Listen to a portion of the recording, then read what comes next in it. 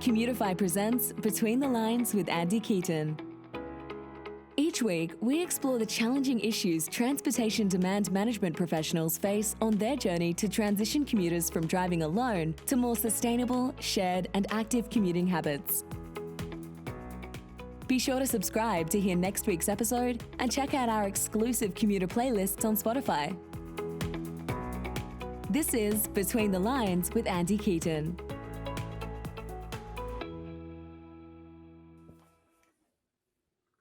Hi, everyone, and welcome aboard to this week's Between the Lines podcast. Today, I'm joined by Marie-France Laurin. She is the Director of Business Development at Stantec GenerationAV. And as you can see, she's got her pup with her, which is great. It's the beauty of the video podcast to get to see dogs on the screen. So, make sure you're actually tuning into the video, not just listening in. So Marie-France has spent most of her career exploring mobility trends, technologies, and providers, and synergies between them to help people bring ideas to life.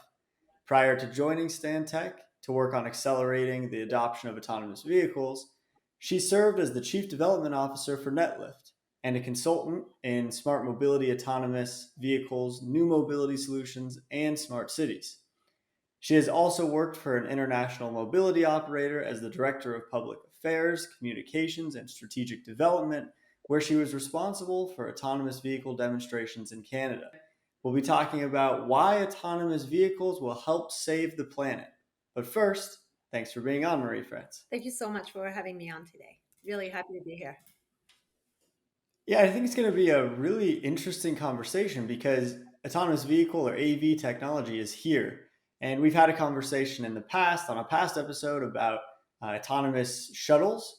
But this episode, we're going to be taking a broader look at it. Let's look at autonomous vehicles as a whole. And I think what is a good place to start is if you can tell us a little bit about what an autonomous vehicle is and maybe also what it's not. So, there's a lot of, information out there telling us what autonomous vehicles might be, but can we actually talk about what they are? So when we think of an autonomous vehicle, it's really a vehicle that can go in the surrounding by itself, that doesn't need to have interaction with a human. Cool, yeah. It could be pre-programmed, or it could be, depending on the level of autonomy that the vehicle has, it could be totally by itself or pre-programmed, or it could just navigate because of the understanding of what is happening in its surrounding and how the entire region is being mapped out. But it works with, most of them works with the LiDAR technology, the GPS location, and other redundancy device that helps the vehicle to really understand its surrounding and how it goes. I don't know how many people have actually been in an autonomous vehicle, an AV, but I think a lot of people have probably been in an electric vehicle or an EV. And I wonder how those two align. Is there some alignment between AV technology and EV technology? Yeah, I think that the most of the autonomous vehicle that we see on the market right now are electric. There's some exception when it comes down to really specific sectors like the mining sectors or the energy sectors, but most of them, I would say maybe 95% of all the autonomous vehicle technology that we see out there right now are electric. So when we think of autonomous vehicle technology, we think of it's kind of a continuity from what we are doing right now with the current state of the vehicle going to electric, and then it's going to go to autonomous. So it's really just a stepping stone, but there's definitely a consistent approach in the shift in mode of transportation that we are experiencing with EV that will also be the same for AV afterwards. So I think that's really good to think about because I think a lot of people maybe have some fear with autonomous vehicles, less so with electric vehicles. EVs, electric vehicles are exciting. I think people generally like the idea of electric vehicles, but AVs, autonomous vehicles, are actually electric as well. So you have that benefit. But like I said, I think there's some fears out there around maybe the safety of autonomous vehicles.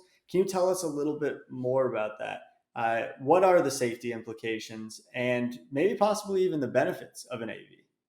I will start by answering your first question with what is an AV, what is not an AV.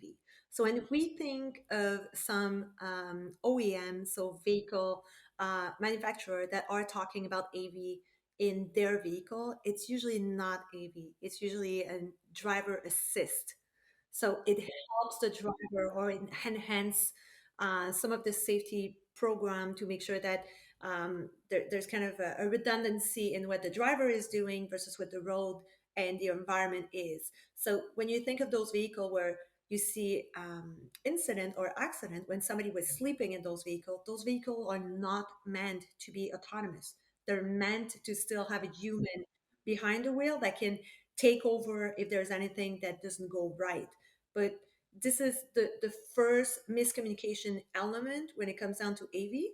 When we think of creating that nerve-wracking approach, or people that are a little bit more challenged of adopting AV, it's because they think that those OEM are actually selling an autonomous vehicle technology when it's a driving assist technology. So that's, I would say that's one of the first element why there is really like a mitigation that needs to be made between the fear that people can experience in AV and the real AV technology. The second element is that when we think of AV technology, we're not talking just about the low speed autonomous vehicle that you mentioned before, the shuttles. And we're not talking like the approach that we have is not necessarily to talk either about single occupancy vehicle that would be automated down the road. It's about it could be drones, it could be grocery delivery, it could be robots, sidewalk bots, it could be on the water with ferry. It could be um, it's the logistic chain. Everything in between that has an AV component that you can really increase and leverage to make the different program that we're working with a little bit more efficient or optimize them. So it's really when you think of AV, you have to we're writing the book right now. So that's the important thing is that we're writing that book. So let's write it together and think outside the box when we are writing that book. Because at the end of the day, if we want everything to be safe and secure and to make sure that people are confident in that technology, we need to put all the effort right now to make it safer and to communicate and over communicate to the general public what AV is to make sure that there's not any disconnect between the real AV technology and the driver assist. Yeah, actually, I remember I took a road trip across the U.S. And the car that I had that driver assist capability, which was great for the long straight roads across Nevada and Utah. But I wouldn't have wanted to sleep behind it. Obviously, I shouldn't have. Good thing I didn't. But you could see why people might be confused by those two because they do seem similar. So that makes sense, and I think also you're kind of touching on maybe an important new kind of question here. We're now beginning this AV autonomous vehicle revolution, and we need to be setting the rules of autonomous vehicles from the get go. Certainly for safety, but I think this is also for a lot of transportation people. Autonomous vehicles, might be exciting, but also a little scary because there's this thought that they're going to kind of exacerbate and or, make worse these single occupancy vehicle problems that exist, and more people are going to be still going by themselves, but now there might be cars, driving around with no one in them. So, we were talking about the idea that AVs are actually part of what you called the mobility cocktail needed to fight against SOVs, single occupancy vehicles. And I really like that. So I want to, touch on that a little bit more. Can you tell me what does that mean? How can AVs actually be part of the solution? Yeah, so I love that you're quoting me on that because I feel like a broken record. I always say that in all my presentation. Like AV is a part of the mobility cocktail to fight against single occupancy vehicle. And what we are seeing is that now more than ever, people are starting to ask questions about how they can move around and how to be efficient in how they move around and how they can avoid to have a second car or a third car in their parkway, to really make sure that they have all those different solutions that is accessible to them. And it's not just for the downtown core people that live a mile from their office. It's also from everyone that needs to commute to their office, would it be on the suburb or downtown. So when I think of AV as a part of those solutions, obviously I'm thinking of the low speed shuttle because it can and it can bring more people to point A to point B. But it's also about sharing vehicles. It could be a regular type of vehicle, but you can have more than one person. And the idea is that why would you buy a vehicle that would drive by itself? I mean, even if it's an electric vehicle or a gas vehicle, I mean, why would you do that? Because you still need to, like, uh, the best example I can give you. So 3 years ago now, I was at CES, and there was someone from a car sharing company, and they said that within 2022, which is next year, so I don't know how they're going to do that. They were aiming to have 25% of their fleet to be autonomous vehicle, so it can go back to their parking lot. And at the end of the day, it's not going to solve any problem. Would you be in a vehicle for 25 minutes where you can play Candy Crush, or would you play in a vehicle for 25 minutes that you need to have your hand on the steering wheel? It's the same 25 minutes that you're wasting in traffic. So, the intent of autonomous vehicle technology is really to have more people to kind of take part in a collaborative mobility approach where they can share that technology and share those vehicles. If you ask me if I'm going to have a two vehicle in my parkway in 30 years from now, the answer is I hope not. Even if I'm in the suburb and I need to go to Montreal on a regular basis, I really want to make sure that there's a solution right there that me and all my neighbors can share a vehicle, because we don't need it all at the same time. And if we all need to go downtown at the same time, we can just do it together. So it's really about that collective approach when it comes down to mobility. That will be a big shift in the next couple of years. And the same way that it's not everyone that has an electric bike or an electric scooter, it's a system that allows us to take it whenever we need it and to make it accessible for everyone at any time.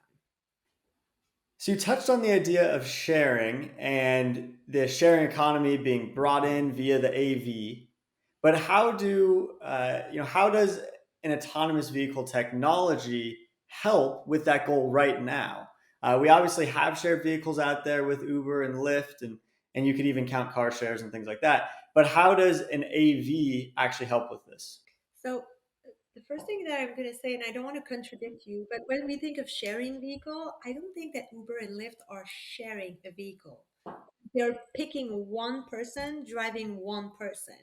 So it's still a single occupancy vehicle with a driver. So it's kind of a prestigious SOV. So at the end, exactly. So you have your limo driver that takes you to point A to point B whenever you need it, versus an autonomous vehicle wants that technology, and we're not there yet. But when we get there, the intent is that the vehicle will have the algorithm to make sure that it will optimize the route around and to pick up the right person and to make sure that it's not just the driver, because you can share it Uber and Lyft, but the intent is to have all that automated to make it more fluid for everyone to move around. And when I think of what we are doing and what I've been doing over the last 6 years in autonomous vehicle technology, I really see it as a part of the community transportation system. So public transit authority, municipalities, or closed group of community. Would it be an employer that has a big campus, or would it be really a community that is moving around for those gated community, as an example? But I really see it more structured towards that, without neglecting the general public, the me and you of this world, where we live on the street and we want to have access to that technology. Interesting. Yeah. So a shared ownership approach, in addition to that, that's how you make it shareable. I guess that makes sense. Okay, so we've talked a lot about, on this podcast and other episodes, the idea of accessibility via transportation, that keyword equity. It's a hot topic. It's something everyone's thinking about. And, it's certainly important that transportation, seems to dictate a lot about how someone interacts with their community. So, how can autonomous vehicle technology increase accessibility for everyone in transportation? So we are not there yet. Again, I'm making that statement just to make sure I'm not confusing anyone. We are not there yet, but what we are working with right now. So a part of my team at Generation AV worked on a barrier-free research with the team at Poco Lab. And basically, it's all about how you can increase accessibility for everyone in all mode of transportation, and AV is one of them. So you want to make sure that it's ADA compliant, that the OEM that are creating that technology and those vehicles think of making it accessible. So it's again, it's not just about having a new and shiny technology, but it's about how you can increase the accessibility for everyone. And those vehicles are more of a transformer than the current transportation platform that we see. So if you think right now of public transit authority, they have those regular vehicle, and then they have the paratransit services. And those are two different type of vehicle that might run on the same route, but because the vehicle is not adapted to be for both of them, there's a discrepancy there. So you'll have like double of the traffic, double of the need of employees, and God knows that it's really hard to find all of the employees right now. We're experiencing the shortage in the manpower, but it's a lot of challenges for those public transit authority or municipalities or community to really provide that same level of service with two different vehicles. So it's really expensive, and it's not efficient in the way that it's working. Versus those autonomous shuttle that you have discussed before in a previous podcast. I mean, it's that's what they're aiming for. They have that ramp that goes out of the vehicle, and you can still secure a wheelchair inside the vehicle. I also saw at CES 2 years ago a fully accessible vehicle where if you have difficulty to see or if you can't hear, the vehicle is showing you how to interact with the vehicle to make it accessible for everyone. And I think that right now, what I'm seeing in the market is that OEMs and public transit and everyone is really putting all the efforts together to make it and really make it accessible and unique in the approach and not having to double the work and everything that is being done. And I'm guessing kind of the idea here is that autonomous vehicles don't have to operate under the same constraints of a normal vehicle because you don't need, something like the driver sitting there in the front seat. So you don't need to have the steering wheel and all the other things that go along with You can it. do more interesting thing, but it's also that you can make it closer to your community or your end user. I gave an example previously about my previous neighbor. So he's in a wheelchair, and for him, it was totally out of question to do the quarter of a mile to get to the bus stop and get in the bus. First, it's coach bus that we have in the suburbs, so there's no way you can go up the stairs. And second, if it's a nice day outside, he's good to go with a wheelchair. But if it's raining or snowing, because we have snow here, if it's cold, it puts all the stop for him to be able to do that. And if he wanted to go to his school, which was in town, he had to rent a special vehicle or get a pass for a special vehicle that comes to pick him up, a special bus, and come and pick him up and all that. So it was really challenging for him to even go around and just go do some errand around. So at the end of the day, I felt that autonomous vehicle could really help him because first of all, the vehicle is smaller, so it can go in smaller street. It doesn't have to be on the main road all the time. And second, with the on-demand approach that is becoming more and more interesting to the communities, he could really place an order and say, I need that vehicle at that time because I need to be there by that time. And for him, he doesn't even need to interact with anyone. He just needed a way to get the ramp and access into the vehicle. And some of the shuttle that I saw, it's a button or even an app, and you just activate it and the ramp goes out. So it's all those different things that I just want to, like, I have those people around me, and I just want to make sure that we are supporting their, the fact that they can do it on their own and they don't need to wait for special service all the time, that they can have the same level of service that everyone has.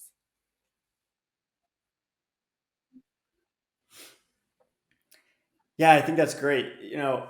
Solving a problem with technology is what we want to be doing. It makes a lot of sense. So, you've said a few times now that we're not there yet. Can you tell us, when are we going to be there? Is this something in 20 years? Is this something that's, next year? Do you have any idea? Yeah, I wish I had a crystal ball that I could just say like, "Hmm, this is the year, the date, and the month." Unfortunately, right now the technology is, and sometimes it's not all the time, but sometimes it's over promising to client and under delivering. What I've been doing in the last 6 years and what I'm doing right now with my team is really to work on getting everyone ready. So the entire point is to say that we know there's going to be connectivity involved. We know that the infrastructure needs to be adapted. We know that and communication to the general public has to happen.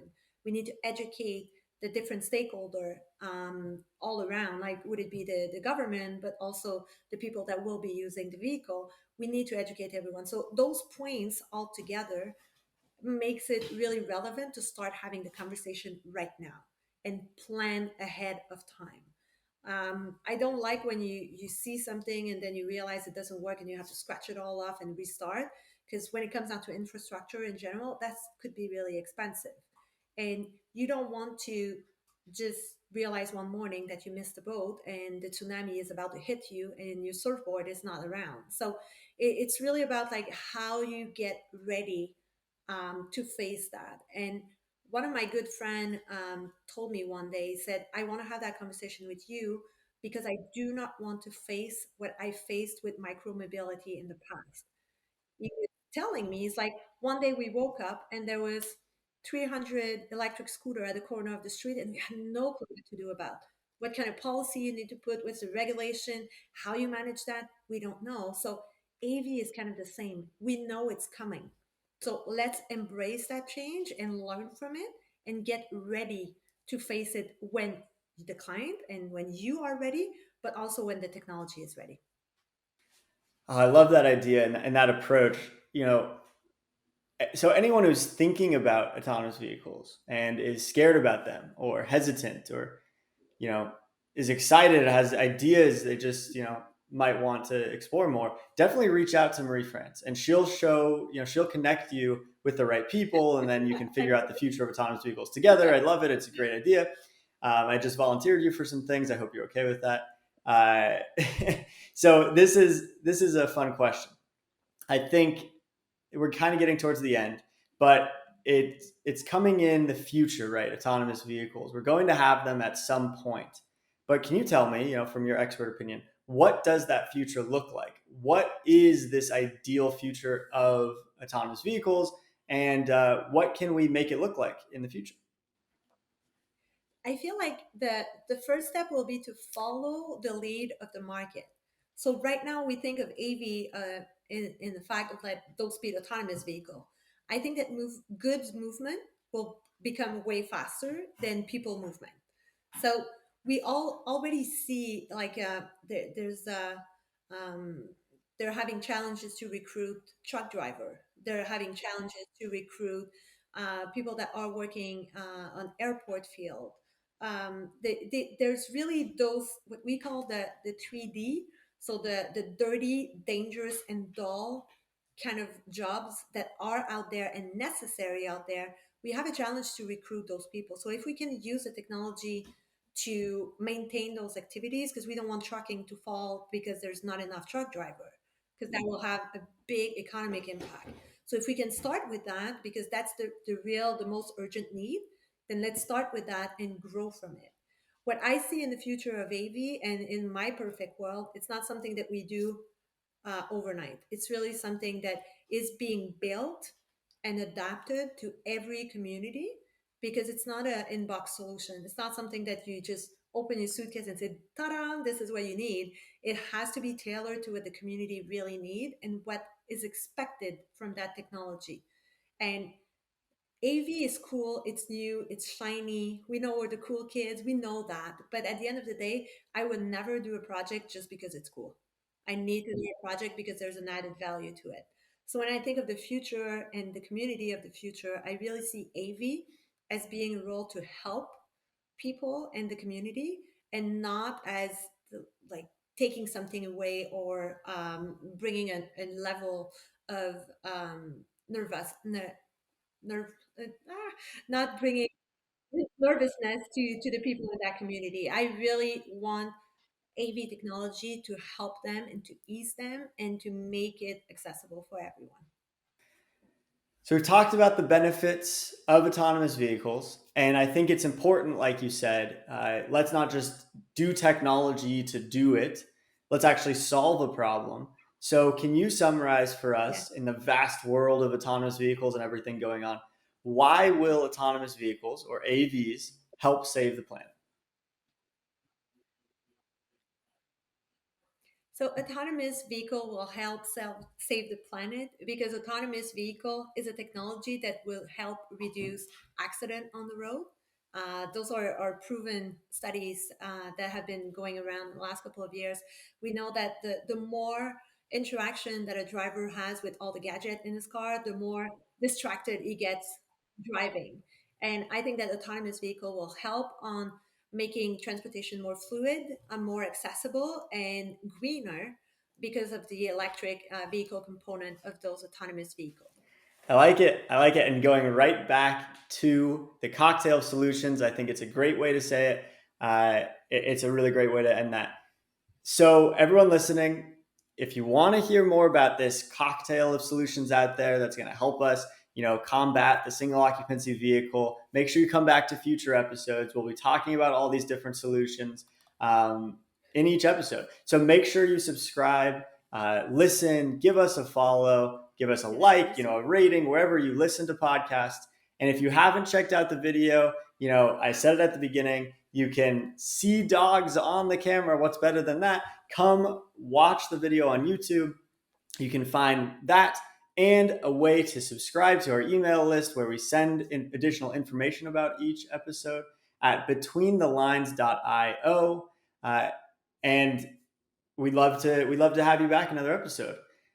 So for those listeners and viewers who have been with us, before, you might know at the end we ask a fun question here. We've been creating a music playlist on Spotify so that you might have a little extra time on your commute. What should you listen to? And we've been populating that with our guests' favorite songs. So we have one final question for you, Marie-France. What song would you like to add and why? I would add the song Write It from Regard. First, because of the title of the song, it really goes with transportation and commuting, but also because would I be walking, biking, running, or just in the car? That's the kind of song that just brings a smile on my face. And I think that this is what transportation is about, having fun. Perfect. That's a good explanation. Anything, that you learned from Marie-France, it's great. So it's been great talking to you, and we're excited to meet up in person in Montreal now that we're both here. And thank you for being on. And to our listeners, thanks for joining us. We'll see you next week. Thanks for joining us on this week's episode of Between the Lines with Auntie Keeton. Be sure to subscribe to hear next week's episode and check out our exclusive commuter playlists on Spotify.